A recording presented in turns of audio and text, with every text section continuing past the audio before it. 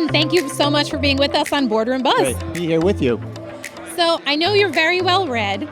Is there any book or movie or anything you've seen or heard recently that has changed your perspective, either personally or professionally? Yeah, I would say less a book or magazine, but just publications in general centered around the whole episodes that are happening with OpenAI. I just think it's incredible, and it just reinforces the notion of the importance of a board. I mean, very rarely do you have a circumstance where a board gets so offside with the management team and the employee base, where it is so impactful that it can materially impact the valuation of a firm and even the potential for the firm, as what we saw with OpenAI. So I think, that was a real eye-opener for me, in just seeing how a board can be ineffective in both communicating with their CEO, as well as being disengaged with their employee base, where they ran the risk of all the talent leaving the company.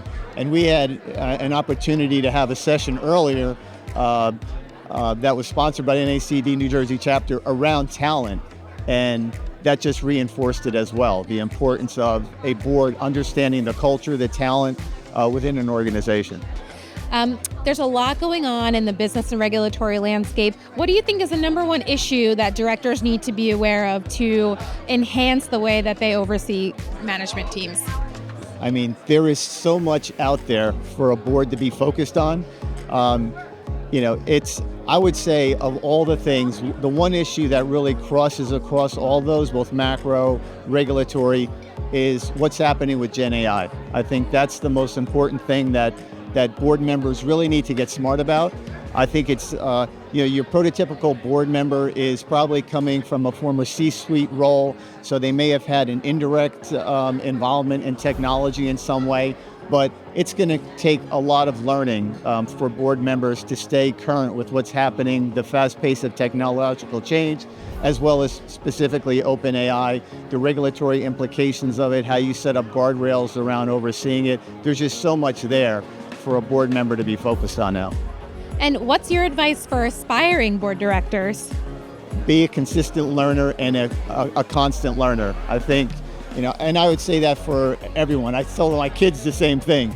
You need to be a continuous learner, and I think it's critically important for a board member to stay current, whether it's OpenAI and technology, being apprised of what's going on in the business world. I think oftentimes, board members that are aspiring to, or individuals that are aspiring to be board members may have a specific functional expertise. I think they should be focusing on broadening their expertise, because it's very hard for a board to contemplate occupying an individual seat when those seats are so limited with someone who's very narrowly focused on a specific area. So if you can broaden your background and experiences, take advantage of organizations like NACD that has a wealth of resources that prospective and aspiring board directors can get up to speed on what are the critical areas that they need to be aware of that may be outside of their area of expertise.